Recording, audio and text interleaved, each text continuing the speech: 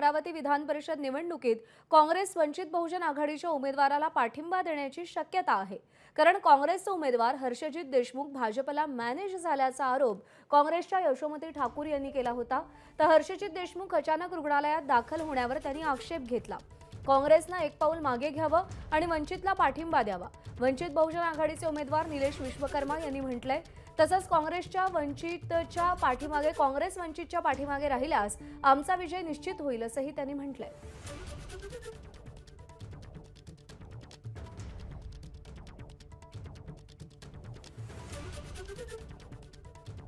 अमरावती विधान परिषद निवडणुकीमधील वंचितचे उमेदवार निलेश विश्वकर्मा आपल्यासोबत, आपण त्यांच्याशी बोलूया। काँग्रेस नामुष्की झालेली उमेदवार रुग्णालयात आणि बैठका झाली गुप्तामध्ये तुमच्यासोबत की आम्ही काँग्रेस तुम्हाला विश्वकर्मा वंचितला पाठिंबा देणार, कुठपर्यंत आलं? आता ही प्रक्रिया तुमच्या सर्वांच्या समोर आहे। वरतून पातळीवर प्रदेशला याच्या आधी पण आमची विनंती होती, त्याविषयी फॉर्म भरला तर मी ABPच्या माध्यमातून त्यांना सांगितलं की काँग्रेस आमचा मोठा भाऊ आहे, त्यांनी एक पाऊल मागं घ्यावा आणि पाठिंबा द्यावा, त्या दिवसाचा विषय होता। त्यानंतर उमेदवार जे आहेत ते हॉस्पिटलाइज झाले, ती जी घटनाक्रम आहे ते सर्वांसमोर आहे। मी सातत्याने जिल्ह्यात डोर टू डोर या प्रचारात व्यस्त आहे। त्यानंतर मध्यंतरी काल परवाची जी मीटिंग होती त्यात आदरणीय सुनील भाऊ, यशवंतीताई, बबलू भाऊ, जितेंद्र भाऊ, सर्व सन्मान्य नेते, खासदार बळवंतभाऊ वानखळे यांच्या सर्वांच्या सोबत ती चर्चा झाली साधक बाधक। आणि शेवटी काय आहे की मतांचा जो त्यांचा आणि आमचा आहे की ही फुले शाहू आंबेडकरच्या विरोधात जी आपण फुले शाहू आंबेडकरची विचारधारा घेऊन चालतो आहे, ही भाजपच्या विरोधातली विचारधारा आहे।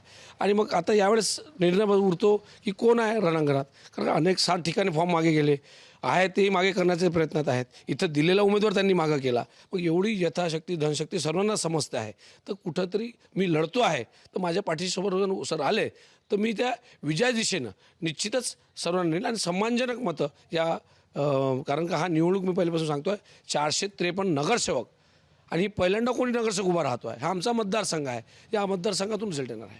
हर्षजित देशमुख काँग्रेसचे उमेदवार रुग्णालयात आहे, तिथून ते सांगताय की वंचितला जर काँग्रेसनं पाठिंबा दिला तरी मी मात्र मैदान सोडणार नाही। आता मला असं वाटते की निवडणुका आपण जेवढ्या निवडणुका लढतो आहे जिल्ह्यात 1 to 1 डोर टू डोर लोकांशी मत आहे, शेवटी ते मतं हे दान आहे, ते मतं मागावंच लागतात, जावंच लागतात। फोन करून दिल्यानंतर मिळतं भेटली असती तर विषय संपला, त्यांना फोनवर मतं मिळतील, मला प्रत्यक्षात मिळतील आणि ज्याचा प्रयोग करायचा आहे तो प्रयोग केल्यानंतर त्याला मतं मिळतील।